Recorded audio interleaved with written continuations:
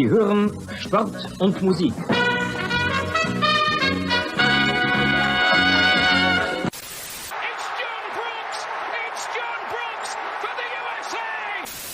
Spiel ist aus! Deutschland ist Weltmeister!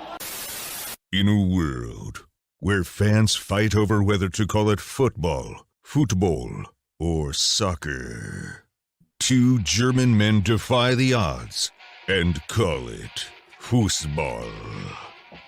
Bringing you inside the German-American football experience. And now, here are your hosts, the Schnitzel Boys. Okay! Yay!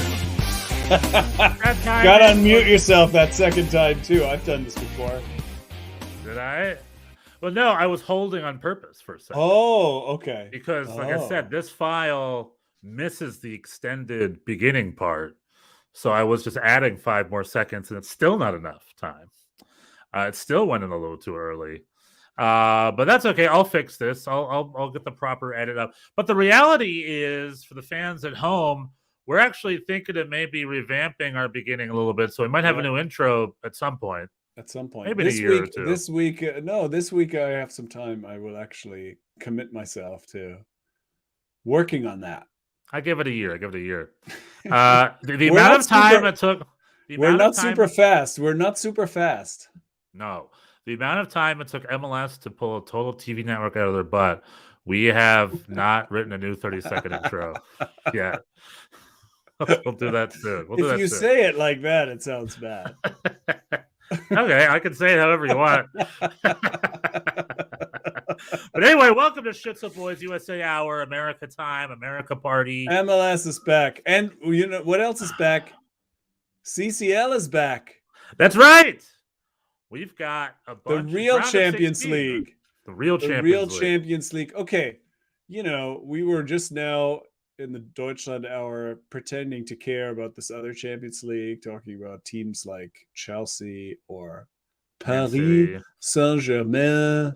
But everybody knows. Everybody knows that's all just a front. We just do that to pander to the masses. There is only one Super League. If you're here, there's only one real Champions League, and that is the CONCACAF Champions League. CONCACAF Champions League. We got Alianza. We got Tigres. Little Tigers. We got, who do we got here? Let's take a look. Try to think. Who's LAFC playing? LAFC is off. They're going to, who are they at? LAFC are playing. Oh, they're Costa Rica. Alajuelense. One of the traditionally. That's the team that, isn't that the team that we played that we saw? No. I don't think so. Alajuelense is a team I've heard of, so it wasn't the team we played last time. That's the team that we played, that we saw. No. What? It was Santa Fe or something. I remember it was San Jose or something like that. What was it? I forgot what it was. But Alajuelense, I know. Alajuelense is like one of the few Costa Rican clubs that's the exception. You know, when it comes to North America, it's usually Mexican clubs and MLS clubs, and then the rest. However, there's like 2 Costa Rican clubs, Alajuelense and Comunicaciones. I forgot what the other one was. That are traditionally Saprissa. Thank you, yeah. Saprissa and Alajuelense are the 2 Costa Rican clubs that can compete with us. They're like usually the exception when it comes to like when an MLS club faces a Mexican team or one of these 2 Costa Rican teams. It's always a tough fight. So LAFC has Alajuelense. They're not going to be pushovers. But LAFC has such a deep roster. I mean, I think they're going to be able to pull it off, but still. Who else do we got? Who are the MLS? It's early days. We have Violette against Austin. Violette doesn't even have a logo on Google. They have a logo on the not on Google. Yeah, on the MLS side. And Tigres against Orlando. Orlando has the toughest opponent. Where's Violette from? Martinique or something? Martinique? Oh, hey, they're a Haitian club. They're from Haiti. They're from Haiti, yeah. So they're a Haitian club, the mighty Haitian League. So So you said it's LAFC versus Alajuelense, Austin versus Violete, Orlando versus Tigres. Like you said, that's gonna be a really tough matchup. Definitely Tigres is the favorite for that, I think. And then what are the other? Vancouver has Real España. How is Vancouver in this? Oh, because Canadian Cup. The Canadian champ. It's like a little backdoor Canadian championship winner. And Philadelphia has Alianza, which is a Honduran club, right, or a Guatemalan club? Alianza. Salvador. Neither. El Salvador, El Salvador. But Alianza, also a lot of great MLS players have come from Alianza. But still, you got to give it to Philly. So yeah, that'll be fun. I like these. I like it when it's two worlds collide. Like it's much more exciting. Like PSG versus Bayern München. I know it's a French versus a German club, but they're both tippy top international superstar World Cup winners starting lineup. You know what I mean? It's not that big of a difference between the two of them. I love CCL. I've been to Costa Rica. I've been to Los Angeles to see it. We went to Hartford last year to play Comunicaciones, and that was wild. It's a crazy. Yeah, but it's fun playing this Haitian team, for instance. I mean, I know nothing about that. I'm very curious. I love to. I hate to be. This is a typical stereotypical thing, but like, do their jerseys fit? Or do they only can afford one size? What kind of shoes they got? They have name brand shoes. See, this is just how much is there? So this is another field, So this is regulation. This is another, I guess, another way to appreciate CCL. If you miss colonialism and looking down on other people, you can. I do not. I do not miss colonialism. But what I'm saying is a fun cultural. Like, are they going to They're going to go to Haiti and broadcast live? It's just an enormous. Stadium? I mean, I guess it just brings home the enormous cultural diversity of our continent compared to Europe. Like, if you're going, I mean, in Europe that exists too. If you're going to Cyprus or that's also kind of it's also kind of wacky, but not to the same extreme. If you're going.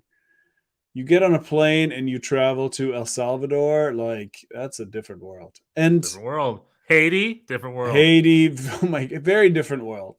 And Trinidad's literally you can swim to South America. It's like right across the border from Venezuela.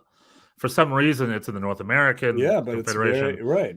And these games reflect reflect this. It's not like It's not like, oh, the American team just kind of rolls in and wins easily. Sometimes that happens, but it's also sometimes. I mean, the game that we had last year against Comunicaciones, we won the opener 3-1, and then things just went haywire. We were up like 4-0, I think, in the return leg in Guatemala at.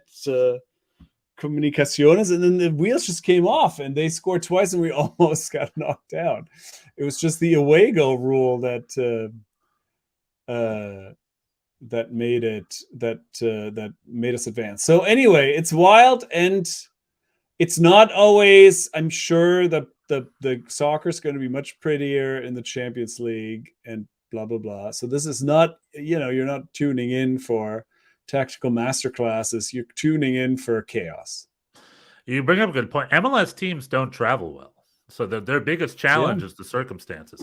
I remember back in the old MLS U.S. soccer fan days of the early aughts, and I was following DC United in the CONCACAF Champions League. They were away to Jamaica for one of the teams in Jamaica, and there was no TV of it back then. But I found an online radio stream of it, and I listened to it on the radio.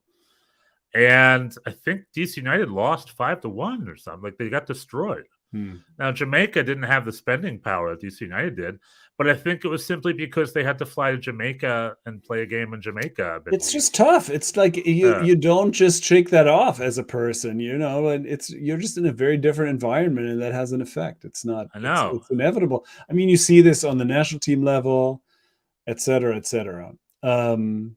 But yeah, it's going to be wild. Tigres, and Tigres was the game that the last soccer game in America before COVID was Against NYCFC against LAFC, right? Tigres, against NYCFC at Red Bull Arena in Tigres. Oh, gotcha.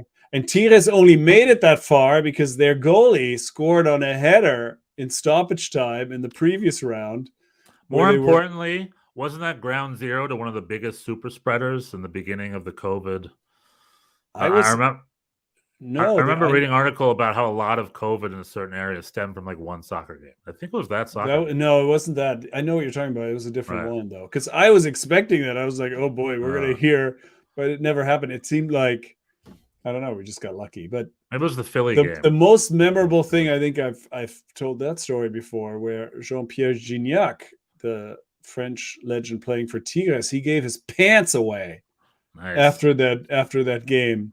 There was he was just sort of casually milling around talking to fellow players, and this kid pitch invader was running towards him. It's like little boy, a teenager, and was tackled by security or before he got to Gignac. And Gignac sort of sees this out of the corner of his eye, and then decides he has to do something, and he just without hesitation just takes his shorts off and walks over and gives them to the kid. That was just legendary.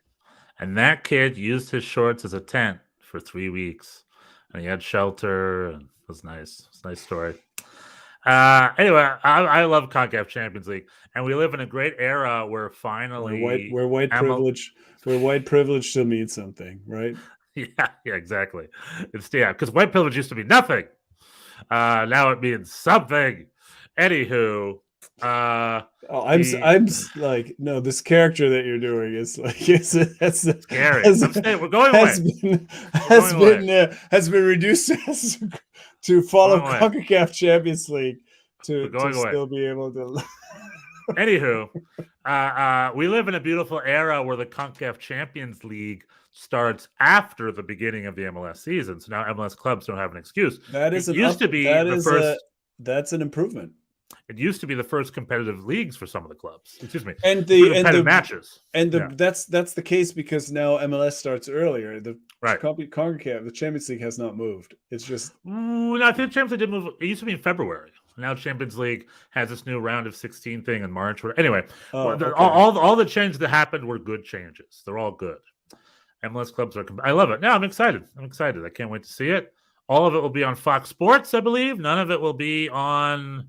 And Unimas, I believe none of it will be on Apple TV. It's been Yahoo Sports in the past. Or is it Yahoo Sports somewhere? I don't know if that's Google. Sometimes it's on the website. It's just on CONCACAF.com. Yeah. It's definitely pretty accessible. It's somewhere. You don't have to pay extra to subscribe to CONCACAF. I don't think. It won't be on Apple TV. I am still a kid in a candy store. Apple TV is even better this week than it was last week. It was perfect. No, it was improved. They clearly, right. I mean, especially that 360 show, they clearly listened to. I mean, yep. I wasn't the only one complaining about this. You can tell because you can stream it this week. Last week they pretended like it never happened. This week you can actually rewatch it. Oh, you could rewatch it. Yeah, there was definitely more game action. I still think they have too many people in the studio for that. But I agree. It was much better. I mean, in general, I would say considering this short ramp up, I think it's all going pretty well. I have yet to see. I meant to do it this week. I haven't seen the recap show, and a friend of mine today was complaining about that and said that it was not. He did not think that was very good. But I haven't. Wait a minute, which one? There's two? Recap. Wait, there's two. Yeah, there's two of them. So there is MLS wrap up, which I talked about last week, and then they released because this. Remember how last week talked about Sport Show and Match the Day and all that stuff. They released a different show called MLS Review. So there's two shows: MLS Wrap Up and MLS Review. MLS Review is what we were talking about. Okay, so we have it. It's not the same as Sport Show, but it's the whole thing is condensed in 30 minutes. But it's clearly built to sell to Sport 1 and to sell to like TV channels to do a 30-minute MLS highlights wrap-up special. However, then there's MLS wrap-up, which is the same 4 people from MLS 360 talking. It's the show after MLS 360, so it's done live. And then they do very, very abridged highlights of But what most, was if the not all, of the game. thing that I saw like 2 minutes of that has Andrew Wiebe and Coker and Nigel Rio Coker and Jillian Sarkovic? That's MLS wrap up. That's not MLS review. Oh, MLS but you just review, said those are the same people. No, they're different people. Oh, maybe they're different people. I didn't watch MLS 360, but it's MLS wrap up MLS is 3 or 4 people. is Kale and Kyle. Sasha I think it Klesky, changes every week. Bradley. It's been it's the same. to It was the rotate? same 4. Yeah, It's the same 4 this week. Whatever. I didn't watch any of Anyway. it because I'm watching the soccer games. So, like, You made your own MLS whip around, like Yeah, I did in week 1. Well, the Red Bulls always play during when everyone else is on, so I watch the Red Bulls, and then when the Red Bulls is over, then maybe I can go see what else is going on. That was the same for me this week. Week I watched. Last week NYCFC was playing Was the ahead of early game. everybody else. Right.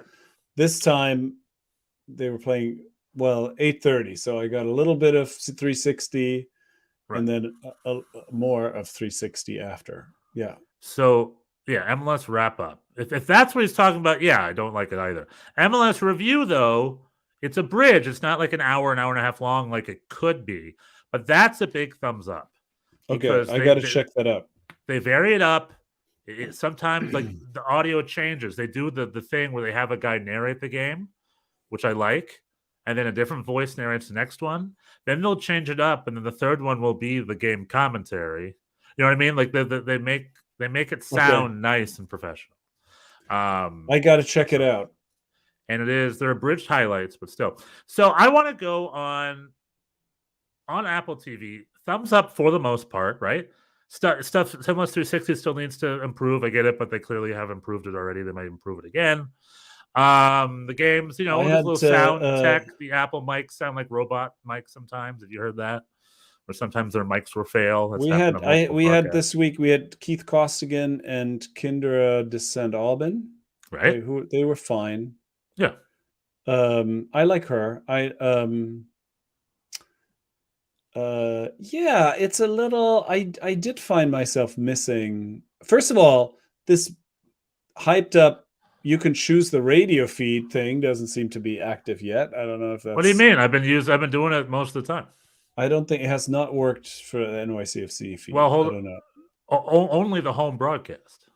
Has NYCFC hosted a game? Oh, only the home broadcast is an option. Oh, Yeah. I see. Okay, well then that explains it. So you're only going to get Glenn Crooks at the home. But game, at the home, you'll never game, hear it.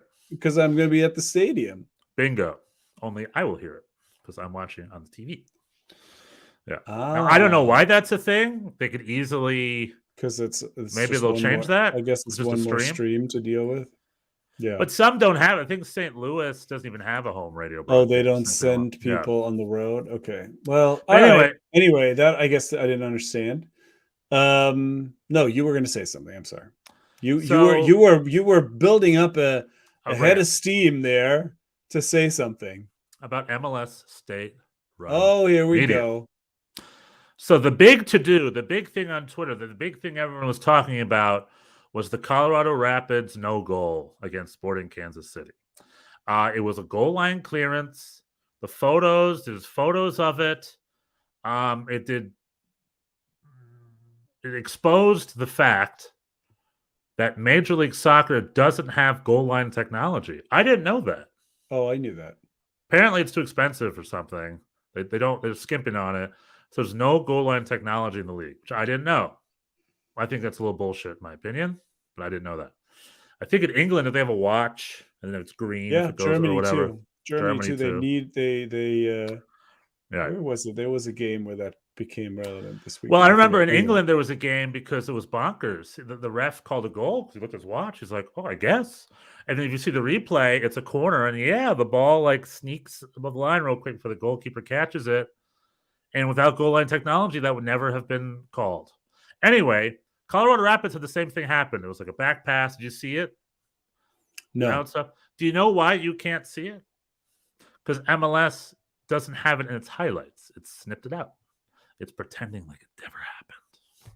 MLS highlights are cutting that part out because it makes them look bad, so it's not part of the highlights package, which they do, which I've accused them of doing in the past. And big thumbs down. In order for me to watch it again. Yeah, they're doing it on purpose. You have to go onto the main broadcast and find it, which I did. And they spend like 10 minutes on the broad. It's a thing. It's a big part of the game. Tony Miola is the analyst, and they talk about, look at the angles. Like, maybe it's like it's the biggest part of that scoreless game was that moment. And none of it's referenced in the highlights. And I guarantee you that's because MLS doesn't like the fact that they look bad because they don't have goal line technology. So they're trying to cut that, like, pretend like it doesn't exist. Fuck that. Don't worry about it. Show it. Let us talk about it. It's a thing. It's an event. Don't worry about it. Like, we're not going to... People make mistakes. People make mistakes. It's fine. But it's show us everything that happens in that game. We want to see... It's a 7-minute highlight video. And it's not in it. That's crazy. I agree. That's crazy. Yeah. That's crazy. So, thumbs down, MLS. Thumbs down. Show us everything. Show us the relevant highlights, even if it's... don't be... This is a sign of that insecurity that I was talking about last week. This sort of still pervasive inferiority complex. It's not necessary. Just show it like it happened. That choice, though, to do that makes you inferior. You know what I'm saying? Like, if you want to be, show it, because who gives a shit? You know what I'm saying? Then it's all right. Then it's all out there. Right. Speaking of. We learned something else this week that is perhaps even more scandalous than what you're describing, which is that, expansion. There was a lot of talk this week about future expansion. Expansion fees are going up. And it looks so, and St. Louis FC has paid the highest expansion fee of any team. But we learned this weekend that apparently, as part of their clause, they negotiated that in every game, a opposing defender is going to pass them the ball so that they so that they get a free goal in every... I mean, this is something that I didn't realize. That was something I want to bring up too. I wrote in my notes, St. Louis gifts in many ways. Like, there's themes. That's why in the broadcast I have it Santa Claus in it, like Santa Claus. This cannot be a coincidence. I mean, I'm not one to believe in conspiracy theories or make wild accusations that are unfounded, but this happening twice in a row, that cannot be. There has to be some other reason. So, in addition to those two goals as gifts, let's break down their home opener. I just want to say, first things first, before we get into that, I just want to say St. Louis is crushing it. I love their team. That home game, the atmosphere in their home game, it was such a great game. I watched both of their games so far. They are a fun, exciting team to watch. And this game specifically was a lot of fun because St. Louis FC is like a nephew to the New York Red Bulls, and Charlotte FC is like a nephew to NYCFC because of Christian Latanzio versus Bradley Carnell. The former assistants go head to head. Bradley Carnell is a Red Bulls coach, tried and true. He was our coach for a bit, and assistant. And he's doing chaos ball to St. Louis. But anyway, first things first, atmosphere, excellent. Second on, great stadium, great fans, young, hottie owner. Did you see that owner? I was like, the St. Louis City FC owner is a total MILF, man. Oh. Am I allowed to say that? Is that... I mean, you already were conjuring up images of Mexican children living inside somebody's soccer shorts. So I don't think this is more offensive than that. Good. A total MILF, like a total breath of fresh air compared to other old, like Robert Kraft, she is not. Anyway, he's really on the opposite end of that spectrum. Anyway, so that's a gift to the fans. The team, the thing is a gift. But so that's that. Now the team itself has scored. What was their score last week? Was it also 3-1, 2-1, 3-2? They've scored 6 goals in 2 games, 2 wins. At least 4 of them, maybe even 5 of them, were total flukes. Yeah, we're like the 3-1 home win was the gift to Klauss. What was it, like an own goal and a penalty, right? Or what? They were like these weird. I mean, the one this week was one of them was an own goal where the defender heads it over his own goalie, and then there was that other contractually obligated giveaway For Klauss. It's like, hi, the Klauss. Klauss clause. The Klauss clause. Don't worry about it. Every week at the end of the game, you're going to get a back pass. It's going to guarantee you a goal again. This is what Don Garber was saying. Sometimes as a league, you have to think outside the box. Maybe that's what was that. We can't pay you any more money. It's like, well, how about a defender passes me the ball once every game? Yeah, okay, sure. Yeah, the Klauss clause. I like that. Joe Claus. They call also in the stadium. They call him Joe Claus. It's an American name. Because Joao is too hard to say for us here. Joel. Ladies and gentlemen, goal from Joe Claus. And then after the goal, St. Matt's was like, please refrain from throwing stuff onto the field.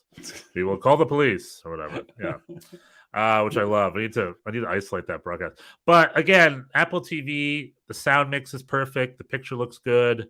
I'm just the stadium atmosphere in that stadium. It's like you're watching a Bundesliga game, right? It's like it's not much of a difference. Coming in 2027 to New York City. Leuven with a penalty. Oh yeah, with NYCFC. Bochum legend Edward Leuven. Here's a question for you. I think I know the answer to this. I think I have asked this before. Who would win in a competitive match between NYCFC and Bochum right now? I have answered this before, yeah, and I think it could be close, especially currently. I think currently it'd be Bochum, though, right? Currently NYCFC is not in a good way yet, but Bochum isn't either. I think, yeah, I mean, it would depend on where it is. I think it could be competitive. I think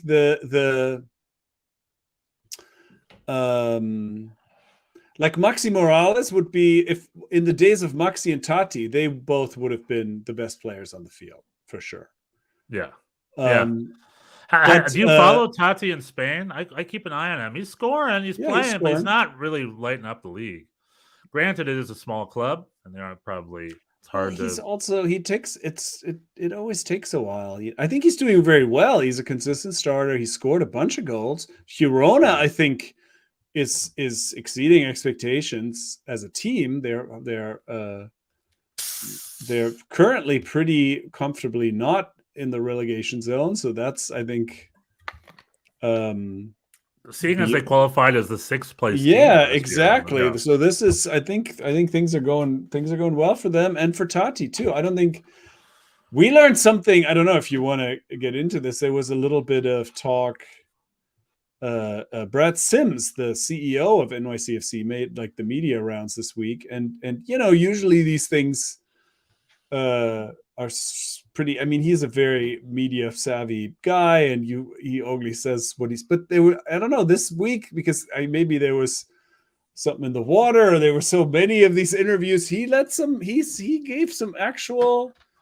He talked about. What did he say? He spilled some tea. He spilled some tea. Spilled a little tea on some of the details of this, because the transfer where people are like, well, where are the players and what's happening? They're late, which is always the case. It's not specific to this, NYCFC. They don't rush these things. These things take a while. We've talked about it. So anyway, but he was talking about. First of all, in general, that the team is in MLS. When you're successful, you become a victim of your success, because that means that your players are doing well, and then they either want more money or they want to go somewhere else. So that's just the nature of the thing. And but the thing that I thought was interesting, and it's kind of related to the Girona thing, for both Tati and Collins. The team really tried to accommodate them. It wasn't like, Girona came and said, oh, we want Tati for all this money. Tati was looking for a European opportunity. Right. They pitched them. They made that happen. Great offers did not materialize. And then they were like, okay, we have this team, and so we'll give you a spot. And the same thing apparently happened with Alex Collins. And the way he told the story this week was that Alex Collins said, I would like to prove myself again in La Liga and overseas. But if I do not have any good offers by the end of January, I will happily come back to NYCFC. I will accept your offer. And then the team again, trying to accommodate the player, made it happen for him and got him also this gig in Girona, which for him, so far he's on the bench. He has not played. So we call that see. the Jimmy Sands deal. It's the Jimmy Sands deal. Well, okay. Go to Europe, loan for a year. If there's no big offers, nothing materializes, then you come back, which is cool. Which is a cool thing. I mean, isn't it exactly what happened with Jimmy Sands? I think, yeah, right. Well, that's a whole. I mean, yeah, if we're talking about that, we can. I have things to say about that as well. I think I mean, the Jimmy Sands, the loan deal to Rangers, at the time I said it's not a good move, and I think he didn't listen to me, but maybe he should have. I didn't think he was going to come back. I was very surprised. I thought and I'm happy. I'm so delighted that he made that choice. But again, this was driven by this culture at the club where players, they're not looking to, there's other teams in MLS that really squeeze every last day out of somebody's contract and unilateral options, blah, blah, blah. And in the end, I think it works out because Jimmy Sands now comes back. He extended his contract. He still wants to play in Europe. Who knows what's going to happen there? But he was comfortable coming back because he knows if something else comes along, the team will be accommodating. And I guess that is the right thing to do, I think, being where MLS is in the global for a player, that's a great deal for a player. And I think that's also part of the deal that then makes you attract, because people know this kind of thing. Agents know this, and so then you can attract talent because they know they're not gonna. I mean, the same thing with Santi Rodriguez. Santi, who I think was holding out for a bigger contract, and eventually it got worked out, and he is back. Jimmy Sands, I think, is an example of somebody who really wanted to go, and he didn't.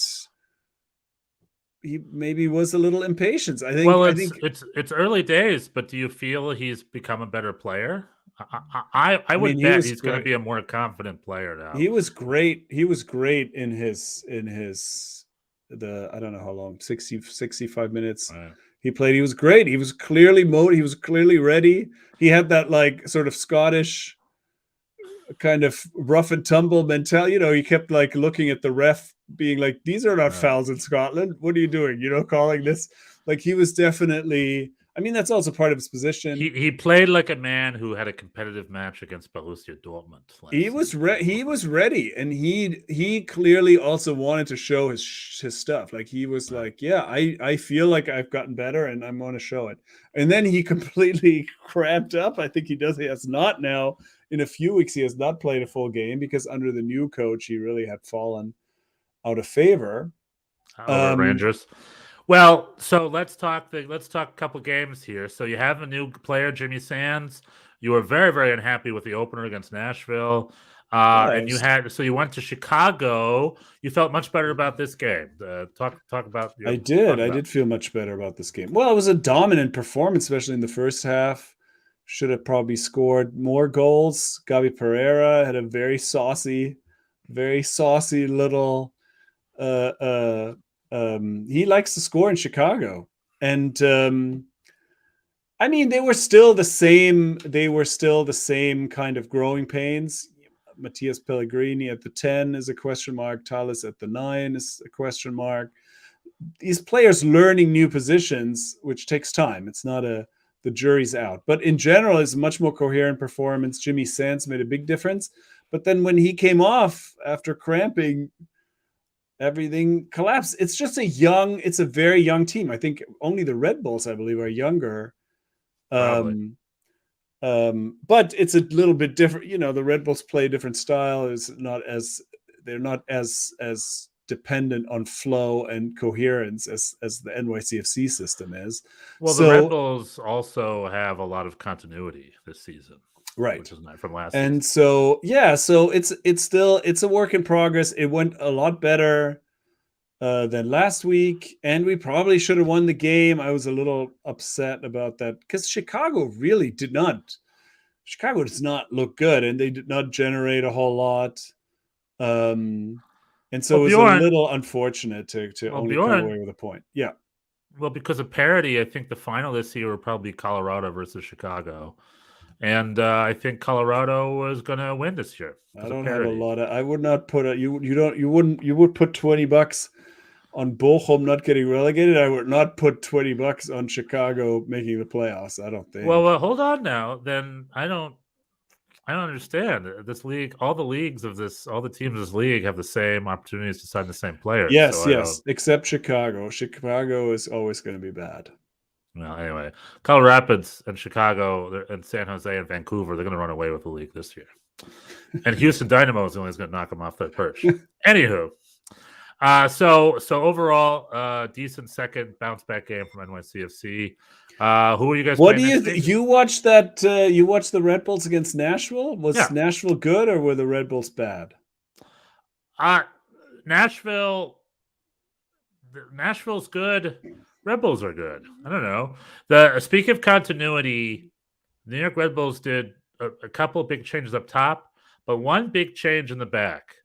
We got rid of Aaron Long, or he got rid of us rather, which is unfortunate. He went to LAFC. He went to LAFC where he came off the bench. Talk about LAFC in a bit. And we got Sean Nealis and Andres Reyes back there.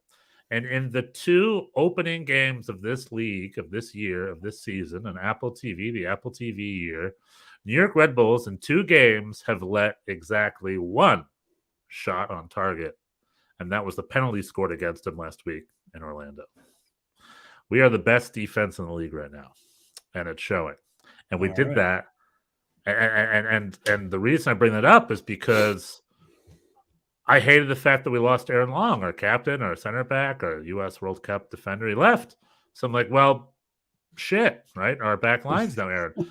Turns out, no. I mean, I know it's early days, but our back line is pretty freaking solid. So that's a big news. Now the only thing we have to worry about is up top.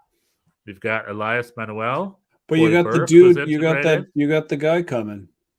No, he's already there. He played 15 minutes. Oh, he did. Okay, so Dante Van Zier, Belgium's best player of all time, I think. How is he looking? I didn't see him. He was there for 15 minutes. He was fine. Nothing. I know. He was just there for 15 minutes. I think he touched the ball once or twice. We're still working on integrating our number 9s. We just got him. So our big thing, but overall, it's very good. It was a boring. We just got him. He doesn't know yet. He doesn't know yet which goal he's supposed to kick into. Okay. But what I'm saying is I'm not worried at all. New York Red Bulls have continuity. You're extremely confident this year. Oh, 100%. We haven't missed the playoffs in 12 seasons. And this will be no different. We'll probably finish even higher than last year. Essentially, we have a lot of continuity. They play together well. They get the system well. They played their game very well. And the only 2 things that we're missing seem to be addressed. So I'm looking forward to integrating Dante and Corey Burke moving forward. Now, the only one thing that I will say is that Elias Manuel, I'm going to do a big little Schnitzel Boys curse thing here. Elias Manuel might be Patrick Klimala 2.0. Might. And the reason I say that is because he's positioning well. He's finding his moments. But every freaking opportunity he has either misses or goes straight to the goalkeeper. He can't get it. You know what I'm saying? No knipsing, no finishing. It's all going straight to the keeper. His headers go to the keeper. His one-on-ones go to the keeper. I watched him preseason, and he's blowing big opportunities. So either he's going to become a better finisher, or he's just another Tom Barlow, Patrick Klimala type. We just got another one of those. But it's okay. We got Corey Burke, and we've got Dante Frontier is going to save all of our souls. The game was pretty meh. The best moment of the match was John Tolkien, who should have finished a sitter in the first half. What is going on with that guy's hair? Oh, he's crushing it because he's loving it. He's got good confidence. He's one of the best American left backs we have. And so New York Red Bulls should have won 1-0. Ben Sweat would like a word. Sure, I tell him he's wrong. They should have had a home opening win in front of what was announced as 18,000, but I'm sure it was vastly less than that. Home opener. So overall, good things. A little bit of a boring game, but I'm very happy with my team this year. So thumbs up overall. I'd love to see You're very Dante happy with score. your team. I'm very patient with my team. We both have 1 point. We both have 1 point. Another thing for New York Red Bulls is Luquinhas. He's our big DP. Oh yeah, he was there. He was there last year. Yeah. Yeah, he came out of the gates pretty good, but he's been pretty underwhelming for a while now. So we've got sort of our eyes on Luquinhas as in like, hey, you're the DP, so be better, do a little better, Be better. Cameron, oh, okay. Cameron Harper isn't allowed to run circles around you. Cameron Harper's having a great season as part of the New York Red Bulls player factory. Why is he running circles around his own player? Well, what I'm saying is they both play on the right. Cameron Harper coming from behind, and Cameron Harper's dangerous, making plays. Meanwhile, Luquinhas, who should be doing that, it's crickets. I'm like, hey, Luquinhas, you want to create a goal score opportunity as well, or should Cameron Harper do all of it? You should tweet at him. I will tweet at him. So that's my feelings on New York Red Bulls. Not amazing. It's only 1 point. But overall, because there's no relegation, we've got all the time in the world. I'm feeling pretty good about our club overall. Much better than last year. Much better than last year. Yeah, 62% of us are going to make the playoffs this year, even more than last year. So it's going to be wild. LAFC hosted Portland, and they just beat the crap out of them. I know the score was only 3-2, but until they weren't, yeah. But LAFC, another note on MLS refereeing, LAFC had a perfectly good goal, just outruled for no good reason, and no one knows why, and should have been 4-2 as opposed to 3-2. So the refs can steal all the goals they want. LAFC can still win. They got Timothy Tillman and Aaron Long coming off the bench. They've got a young Croatian left winger coming off the bench. These are the kind of players that would have been like DPs 5 or 10 years ago. Chiellini scored. It's over. It's over for the rest of the league. I'm telling you, LAFC has depth of which I have never seen before in this league. Am I wrong? They've got a lot of good options. A lot of good. The players they got rid of, anybody we were lucky to have, like Arango, who I think made his way over to Miami. Latif Blessing leading New England to an unbeaten season, perhaps. I mean, and they still have their starting goalkeeper still in recovery. So LAFC they've got depth. They, I believe, are the team to beat this year. Philly lost over the weekend. I was surprised. The one thing that surprised me about the LAFC game is that Gareth Bale was there for the trophy presentation, blah, blah, blah. The rings. They got rings. And I guess he just wears his hair like that. That was the one thing that he took from I thought this was just kind of, when he's playing, he makes the man bun or whatever because he wants to. I thought if he's just, hanging out, I thought he would like let it fly. And there was some other look there that he was going for. Bun faux life. With a little bit I don't get it. I get it. If you're golfing, you can have your hair in your eyes. You got to see straight ahead. No, I understand when you're playing or you have if it's utilitarian. But he was there. He's no longer on the team. He's retired. He could have worn his hair any which way, and he decided. And I guess that's just his look. I was like, oh, I thought maybe he would do something different. He retired 7 years ago. He's always had that hair. He's been in retirement mode since 2016. I see. I get the joke now. Why would anything change now that he's not now that he doesn't contractually have to show up to soccer stadiums anymore. Here's a question. So they hand out their rings this year, which I still don't get. NYCFC, they all got a replica ring. Do you have a replica ring? Did you get one? I got one, yeah. Where's it at? It's in my Is it any good? Do you wear it? You want me to? No.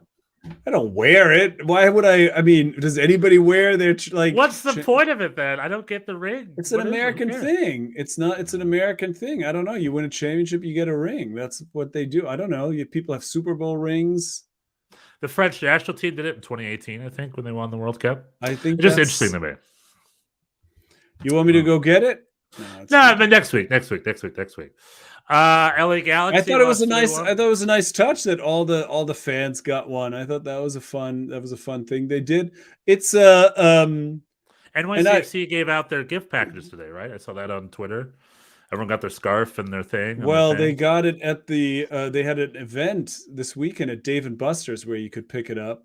Hell yeah, I love in Times Square, and my daughter loves Dave & Buster's, and so she was very excited about this event. However, I made an error and got the dates wrong, and we went on Saturday. So we still had D&Bs. We still went to D&B. Still good for her. Still good for her. No, I didn't get to pick up my. I wasn't going to go back the next day. So I'm going to pick up.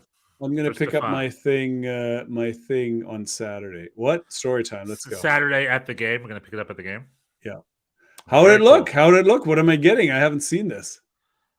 I mean, underwhelming, but I'm not going to spoil the surprise. I mean, it's always just a box of trinkets. I think some scarves and stuff. I don't exactly know. Anywho, I worked in Midtown Manhattan for many years as an improv coach, and that means I'd have to do a gig from like noon to 2 and then 8 to 10 or something. So from 2 to 8, I had 6 hours to kill in Midtown. Where do you think I would go to kill time in Midtown? Triple Crown. I went to Dave & Buster's. Oh, 42nd Street. Talking up champions. What do you do there for 6 hours? I get a $10 play card. That'll last you 6 hours? No, I probably spent too much on my play card. But although I think there was like a Tuesday, I haven't been in a while, but isn't there like a $5 unlimited Tuesday deal or something? I don't remember. All I know is that I love that Dave & Buster's, and I would go all the time. I just like the basketball, the hoops thing. Yeah, I'm good at that. I can do a lot of those. My daughter even was impressed. That's like my one. Nice. The one game that I can hold my own. Everything else, it seemed like this is for smaller children. Well, it is. It's for kids. It's for kids. The basketball thing is no joke, though. That's much easier said than done. Because I'm pretty good at shooting hoops in real life. But those basketball things are weird because they're kind of lower. I'm only good at those. I'm actually not good at shooting hoops in real life at all. I am. No. I don't know. I have a strange talent for that particular game. I don't know why. Well, certain skills befit the benefit. You know, I got some skills, you got other skills. Those arcade success skills will serve you somewhere, I'm sure. That's right. I'm trying to think any big games of note, like St. Louis crushing it. Seattle. There's too many. I mean, there's too many teams. There's too many games. We can't go through all of them. Well, LAFC deep. Seattle's crushing it too. I mean, Miami beating Philly. That was a big deal. I think it's unexpected because it was comprehensive. It wasn't just a thing. They really beat them, and it made me a little worried about next week. Well, Phil Neville is the real deal. I think Inter Miami is having a real season. I think it's working down there. 100%. We'll see. We'll see. I don't know. I hope we're going to beat their asses on Saturday. Is this up at Yankee Stadium? Yes. Yeah, that'll be fun. That'll be fun. I do not know what will happen. I cannot wait. Sweet. I'm excited for you. I need to figure out. I don't know when my next live game is. Maybe I'll go to the next LA Galaxy game. If you want to come to New York, I got tickets. Well, I'm debating whether to fly to New York to do like a soccer weekend trip or something. Maybe a weekend when the Red Bulls and NYCFC are both. If you want to come, I'm gonna try. I'm looking into getting a suite if I can, because the NYCFC playing at Red Bull Arena. This is on my actual birthday this year. Oh, no way! So I'm trying to make something happen for that game because I have this Well, anyway, so I was gonna say, if you do, I'll come out. All right. You know that show, The Sweet Life, with Zach and Cody? It's time for The Sweet Life with Bjorn and Stefan at Red Boys, Bull let's Arena. go. Yeah. Okay, the last big piece of news it's a very German-American topic here in a German-American show, is South Korea, Bjorn, just got themselves a great new coach. I said on my group chat, as if Son's season hasn't been going poorly enough. It's going to so for the uninitiated, going to be playing left back. South Korea. There's this great German former player who was a great player in his day, but in his retirement has essentially been like the Music Man. He's been like selling. How would you say? He's like a con man. The late great Grant Wall called him a con man, pretty much. He's just a guy who's really cheered, knows how to sell himself. He just someone just bought the Kool-Aid a little bit, and that someone is the South Korean FA. They hired Gus Hiddink in the early aughts, and he was a big hero there. I think they built a statue of him, and he's a legend. And they're like, let's do it again. Let's get another European super legend like Gus Hiddink. Let's get Jürgen Klinsmann. California Clinzy is going to be flying 30 times a year to Korea, apparently, like he did when he was the German coach, which is bonkers to me. Remember when he was coach Germany, but he still lived in California? Yeah. Much to the chagrin of people like Franz Beckenbauer. Anyway, Jürgen Klinsmann's over in South Korea. If he's not moving to Germany, he certainly is not going to move to Korea. I just want to be a fly in the wall of that meeting. Like, his record is not good. Who says it and everybody's like, oh my God, great idea. I know, like, his record is bad. In years. No one's hired him in years. He must be super motivated and great now and ready. Let's do the rundown. He'll be so well rested for this job. Let's do the Jürgen Klinsmann rundown. So I remember back when he lived in California, he had a company called Soccer Solutions. It was a soccer marketing company that you could hire to solve your problems. Toronto FC, who struggled in the beginning of their MLS days, hired Soccer Solutions and Jürgen Klinsmann for a full technical analysis to fix their club. And Jürgen Klinsmann's analysis was hire Aaron Winter, the Dutch coach. And then the Dutch coach showed up. They played a 4-3-3, and it was the worst. And it was the worst season in Toronto history. In fact, probably in most clubs' history in this league. Then after that, he got hired to be the German national team coach, which he did a good job at. That went pretty well. But we learned later, Bjorn. Yogi Löw was his assistant.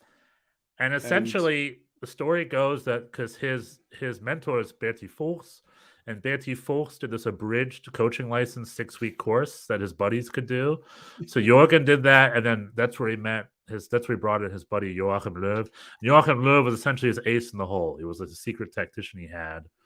Anyway, so that's what happened with Germany. And he won the World Cup. Won the World Cup after Jürgen left, and then he went to the U.S. Well, then he did Bayern München first. Oh, which total for 9 months. Total hubris. Why would you do that? And he was the worst Bayern München coach of the last 15 years. You know how Bayern München's been invincible? They've been invincible since he left. Except they were very invincible under Clint. They were like fourth place. Highly invincible. Highly invincible. And then what's his face? Philip Lahm criticized him in his book about being like, he didn't do any tactics or anything. We had to weave the tunnel out before the game. And yeah, Philip Lahm criticized him. Then in U.S. Soccer's brilliance, they spent $3 million a year to have him be his coach. And the technical director. And the technical director, which he famously hired that guy who ripped the phone book for. Have you heard about this? This is a great. Matt Doyle went nuts about this, and rightfully so. Jürgen is not so much a tactical mastermind, as Philip Lahm pointed out. He's not like really too concerned with the details of how to set up or whatever, but he is all about motivation and positive thinking. And so he brought in this motivational speaker for the U.S. men's national team, and who was talking about strength and leadership. And to illustrate his mental fortitude, he ripped a phone book in half in front Nice. of the team, and which is not a sign of any kind of strength. It's just a trick. Like you and I can learn to do that. It's The not. magic It's trick, like yeah. it's like it's just a technique. If you do it a certain way, like anybody can learn how to rip a phone book. And so that was in the early days already. His charlatanery was on full display. So I want to run that. I want to run that Beispiel, that scenario. So you rip the phone book. I'm U.S. national team captain Michael Bradley. Coach? What Hey, the Coach? fuck? Yeah, yes, Michael. Yes. Are you feeling inspired, Michael? Can What I do you ask? think? Would you like to say something? Yes. How is this applicable in our game against Costa Rica in 20 minutes? You have to be strong, Michael.